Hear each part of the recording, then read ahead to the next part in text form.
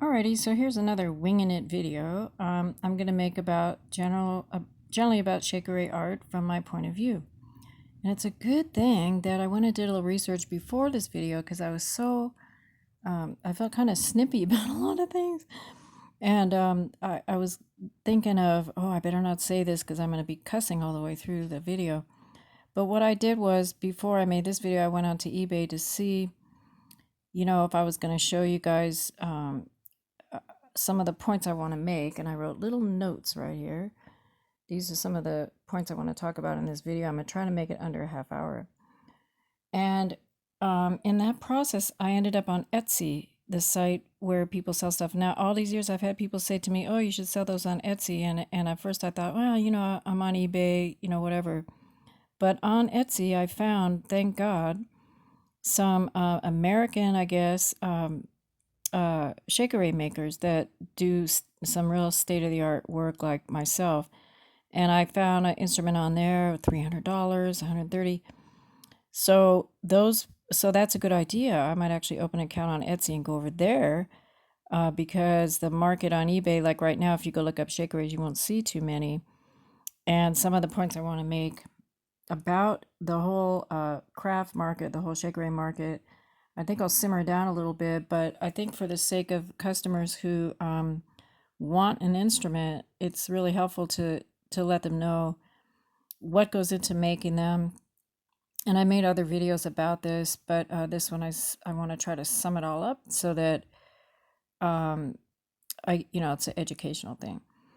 So the first thing I wanted to talk about was gourd farms. And what did I write here? Gourd farms versus homegrown gourds. Now, if you grow your own gourds, that's really nice. You can hope you'll get some good grown ones and go outside, and then they're free. You don't have to go to a farm. You can just make them yourself. And this year I don't have a garden or anything, so I'm not growing any, but a couple years ago I grew some. Like, I had 75 gourds in the backyard, and I was able to make a bunch of Shekeres off of that. But for mass producing, most of us buy them from a farm. So I wanted to let you guys know about Welburn Gourd Farm. You can go online and you could see for yourself what it takes to order gourds and the sizes and everything. Okay, back in the day, and oh, by the way, so I've been making these since 1981 or 2. Where I learned in Berkeley. I learned from a man who spent a lot of time in prison, and that's where he learned the craft. He had a lot of time to sit down and do macrame, because basically that's what it is. And at that time, I used to make these little teeny tiny macrame earrings. So when I met him and he was making these, we had so much fun. We sat around and made Shekeres, and you have to have a certain temperament to basically want to sit around and tie knots and clean the gourds. Not everybody wants to do that. So I started in the 80s, and in the 90s, I started doing workshops and everything. And I've always been kind of in this mass production thing to sell them through music stores and craft shows, which meant that when you order from a farm, okay, like back in the day, we would go to the farm and we would spend all day looking for the right gourds. Now, anyone who thinks these are easy to get a quality gourd, that's what I wanted to sort of describe.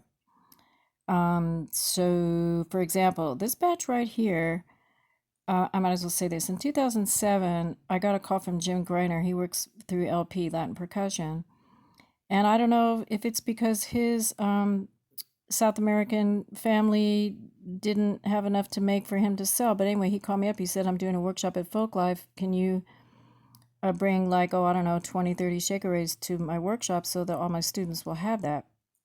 Because at Folklife Festival in Seattle that year, he was teaching Shekere playing workshops, so he didn't have his own gourds to bring. So in 2 months, I went ahead and I bought all the materials myself. He said you could set up outside of the class and maybe you'll sell them. And he was correct. I sold like 30 instruments in an afternoon. And it took me a couple months to make all these.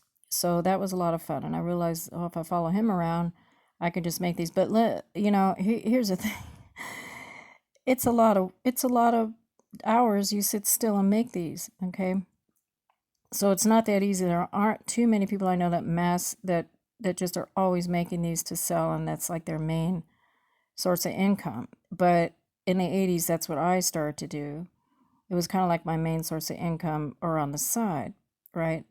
And then it's really nice because, like in America, I'd be the only one making these in mass. Do you know what I mean? And in order to not get bored making them, I started doing custom work so that the designs are all different, the beads are all different. So I wouldn't get bored because on none of these, maybe I have a few crow beads. But anyway, that's a little bit detail about crafting because depending on the materials you use, it might take a longer time. Like on some of these, I got little tiny beads. So it takes a couple seconds longer to get a little tiny bead on the end of your string. Whereas a crow bead with a big hole in the center, you just whip that bead right on the string and you tie it, toot, toot, toot, and you go fast. So, and when you've been doing something a long time, it goes faster. Okay, but let me go back to the gourd farm thing. So yeah, so if you go there by yourself, you can walk out there and there's piles and piles of gourds. We used to get them from a gourd farm that didn't sort them out at first. So you had to kind of eyeball the gourd, take a stick, go through the pile. You might pick up a perfect gourd like one of these, turn it over, it's got a dent. No, that's not it. So it would take us all day. It would take me all day to pick out a perfect looking Shekere gourd. But the fact of the matter is, when you pick it up from the farm, if it's not cleaned, you still don't know what you have. And I think other Shekere makers would agree with this. Or other gourd crafters agree with this. You get it from the farm, it's dirty on the outside, you got to clean it. Although nowadays you can buy them already cleaned and cut and clean on the inside. That saves so much time and so much wonderment because you don't know. Like if I want to make a big large gourd and I spend the $10 and I buy a 9, 10, 11 inch diameter gourd like this one here, you don't know till you get it home, clean it on the outside, make sure there's no cracks, cut it, saw it open, clean it out on the inside, and then play the tone and see what you have. Most of the time the gourds have a nice tone, but you don't always know. I even remember some of these that didn't have too much of it. Like I remember that one had a nice tone, really loud, and some of them don't have too much of a tone because there's some quality in the gourd itself. This black and white one here, Jim owns that. There's a video of him playing it. So, and some Shekere makers don't look at the tone. They just kind of make it so it's playable. But what happened with me when I started selling them, I just started kind of getting into the detail, wanting them to be as quality as possible. Just like a guitar maker, a flute maker. You can make a whole bunch of something, but what distinguishes one guitar from the other is the detail and the quality, and only another guitar player understands. So when I was making these in the 90s, selling to John's Music in Seattle, they always sold out for the price, which, by the way, the art galleries and craft people will buy it from you. Maybe they'll give me $100 for this and they'll sell it for $200. So that's the way that works, but that's a little sad because someone else is getting the same amount of money I get for all the time I put into it. And maybe I'll make this point more than once. If somebody has a beef about paying $200 or $300 for a Shekere, I would say to that person, in America especially, go to the store, buy your groceries, spend that $100, $200 on groceries, and you'll eat that pretty quick. But these guys will last you a long time. I really, really like to point out that value system because, like today, I felt so irate, and I've undersold a lot of times because the retail person's like, oh, I can't sell that to the tourists for so-and-so. The value of something is always a subjective thing depending on your market and who's selling your stuff. And the art market is so rigged that if you have a name for yourself, you might sell a painting on a canvas for millions of freaking dollars simply because the rigged art market puts yourself as having a value. But those of us who sit down, and that's why, let me see, did I say everything I want to say about the homegrown gourds? Oh yeah, so anyway, so the gourd farm, you got to order them. So, and that's not too hard if you know what you're ordering and everything. But nowadays, like at Wellburn today, if you go on their thing, and if I wanted to order a dozen gourds, they got a minimum like this $200 price to sell, or you can call up and custom order them. So the way they go is smalls are like 6 to 7 inches diameter. That's from the across the, let's see where my finger is, across diameter is this way, the widest point here. Most of these here are mediums, which would go like 7 to 9 inch diameter, and large would be considered not just from top to bottom, but from diameter, 10 to 12 inch. Now, large Shekere gourds often sell out even at the bigger farms. There's a lot of competition for large bottle gourds. And we say bottle gourds, not Indonesian bottle gourds, but bottle gourds that you can clean out and get the tools inside of there and clean them out nice and clear and all this kind of thing. Okay, so that's a chore. So if I'm not growing my own gourds right now, I sure, if I had the money, when I have the money, let's put it that way, I'll go order a dozen and they'll send them to me. And now I can get them from Wellburn Farm, and they send them clean and cut out, and that's so nice. Their gourds are so beautiful. They're organically grown, so you don't get sick smelling the inside. And then I don't have to do all the cleaning and sanding, which involves this.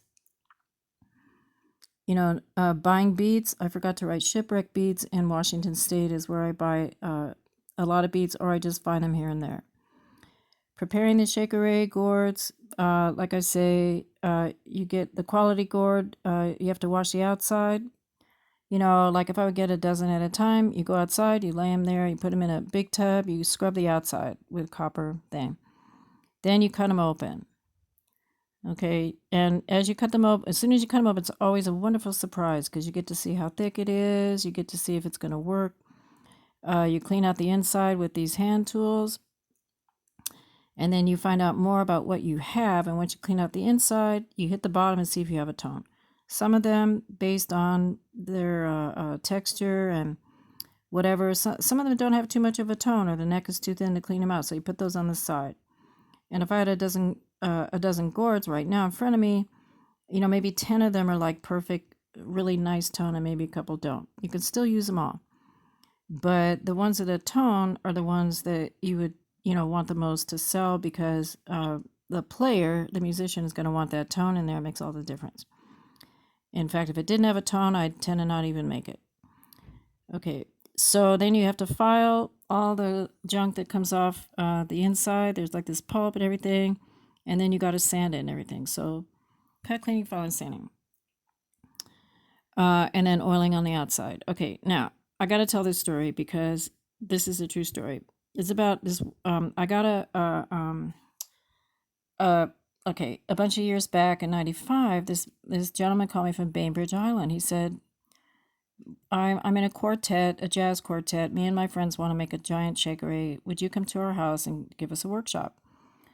So I went ahead and ordered 4 large size gourds straight from the farm in those days was in Paso Robles. And I said to him, okay, it was a 3-hour drive. So we went there. He said, you can camp out overnight. I said, okay.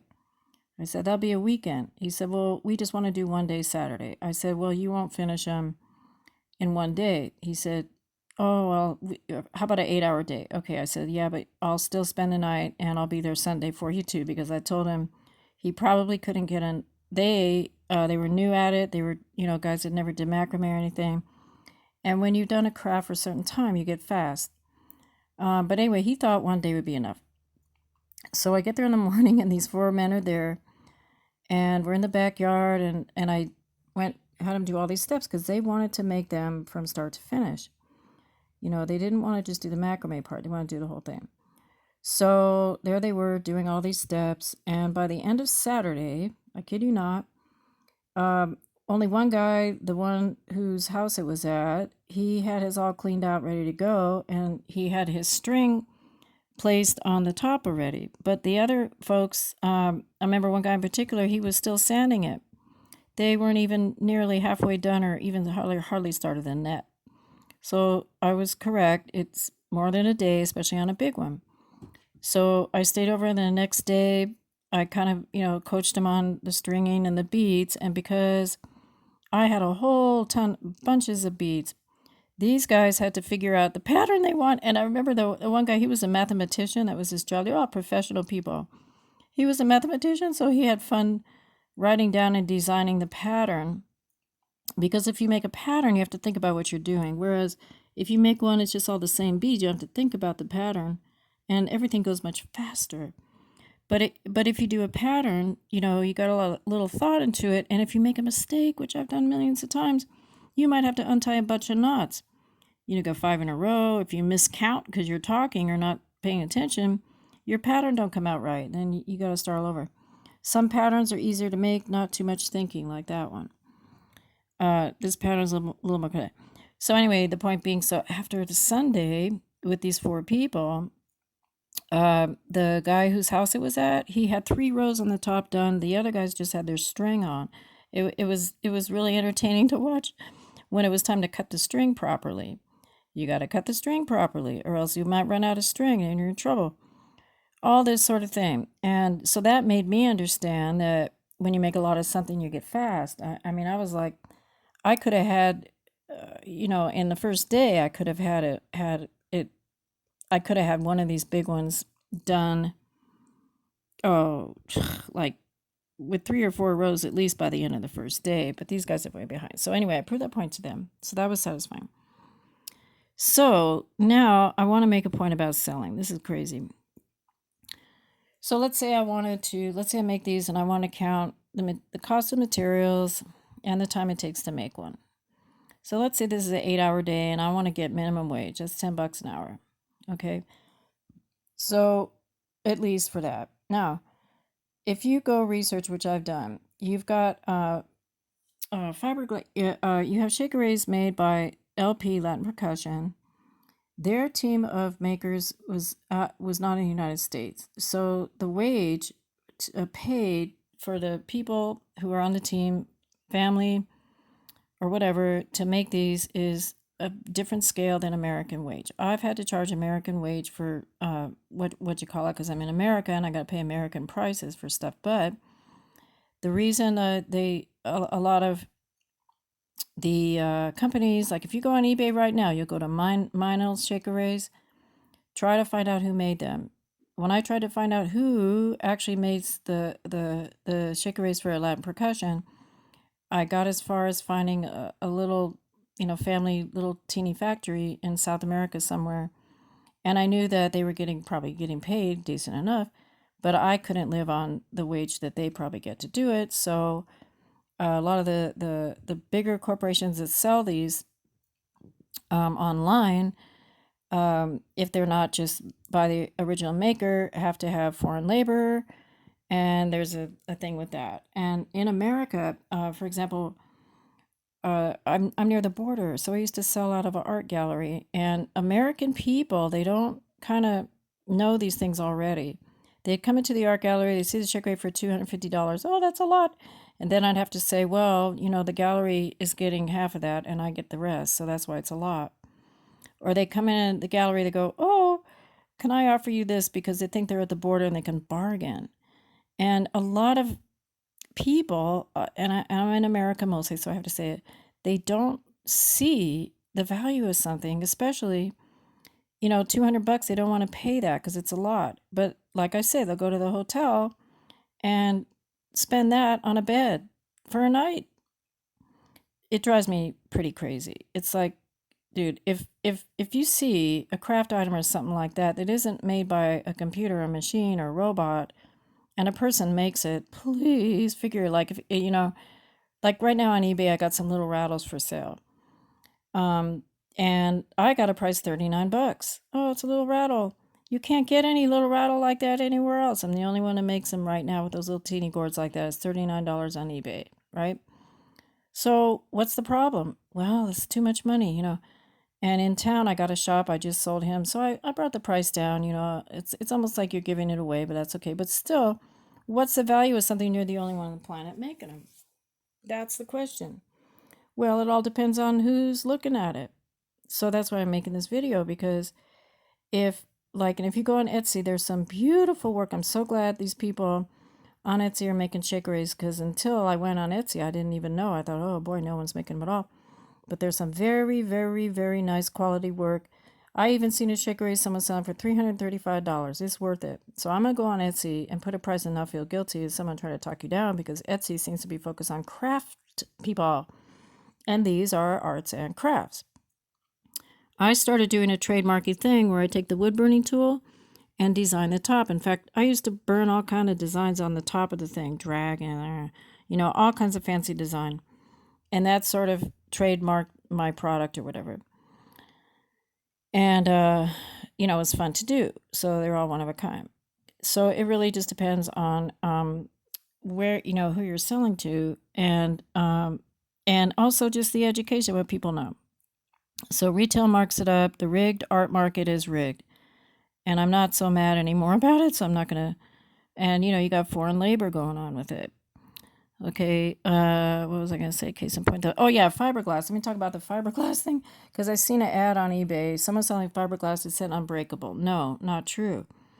Fiberglass Shekeres started getting made because music stores that sell percussion, hand percussion, they usually sell plastic or metal or whatever. Gourds are considered, when I've gone to a lot of American music stores and I have gourds, it's like, oh, look, she got plants.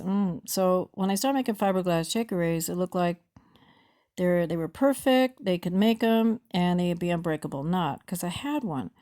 I had a black fiberglass Shekere. It was thin, it sounded nice. And I used to display that and show it. It was, it was great, especially if the gourds ran out. You get fiberglass.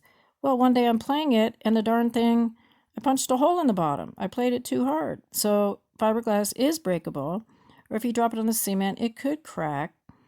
And gourd sometimes, you have to take care of every instrument. If you drop a guitar on the floor, it's going to break also. So that's kind of the thing. The biggest error I made back in the day, there was a band called Neon Prophet in Tucson. I used to sit in with those guys and play with them. One day the drummer said, make me a Shekere. So I went home. This is before I knew not to use a certain kind of soft shell gourd. So I made him a big Shekere. And I didn't test it enough myself. So he's on the stage and he hits the bottom. Boom, his hand went right through it. I was so embarrassed. So that taught me again, man, you got to make sure if you sell these to somebody that you got the sturdiest gourds possible. So those are fine tuning the situation, or else someone might pay $200 and their hand goes through the bottom. You don't want that. But the fiberglass went through the bottom. Okay, so I said that. Case in point. Corporate Shekeres. Whoa. I'm not going to lay too much into that, but there's a music retailer called Tycoon who sells Shekere, and Toka Meinl, that's a German company, and you could get some cheaper, but again, we don't know who makes them. So the labor that sits down and does the macrame, we don't know how much they're making. Okay, so for better or worse, I once tried to trace and find, like I say, to find out who made LP Shekeres, and I was taken to South America, so it's lower wages. I'm not going to say slave or anything like that, but cheap labor is what I can safely say without an attitude. Okay. So, and then what's the value? Once again, if you're the only one on the planet making something, you would think that there would be high value on that product. Okay. And that's only true if a musician is looking for an instrument, they appreciate that. So most of my sales have gone toward that. Also, when I went on eBay, I had international people. I had one person in Norway and several collectors. I had a guy in Ohio. He bought 3 or 4 instruments from me on eBay. But this man in Norway was so cute. I made a huge one with all this stuff. He says, oh, I like it so much. I want to put it in my house just to put flowers in it. That's fine. You don't have to play it. You don't have to buy it to play it. And he paid me, and it was up $250, $300 for that particular one. So, once again, I've undersold so many times because I've either needed the money or because somebody wanted the Shekere, didn't have the money, like this. But, I'm trying not to feel guilty anymore by making something that no one else is making on the freaking planet. It is a work of art. It's bead art. And all these would be worth $500, Or like when I sold these at Jim's workshop in Seattle, the Folklife, I charged somewhere between retail and wholesale. And they flew off the thing because everyone at the workshop had a little money. So there you go, And again, if you spend the last year $200 on a shekere, and you think that's bad, well, that thing's going to last you for years. $200 hardly buys you any food. Please, I have to stress that point so much. If I try to sell something on eBay and it's $39 for a little kind of trinket, you might call it, you're going to have that thing, $39, you can't even get lunch. Okay, so I'm going to end on that 25 minutes. So I hope I kind of just explained like what goes into it and some of the value of it. And that's not even going into the details about how to make it. I've taught tons of workshops before, and if I was living in a big city, I'd have a lot better business. No, I'm not going to do work. Well, anyway, I'm just rambling on. So anyway, I just made that point. I wanted to make all those points about the value of them, and just so, and then, hey man, I'm gonna go check out Etsy and get off of eBay, because it seems like there's a more respectful customer situation on Etsy, and maybe that's where I belong. Hey, thanks very much. Adios.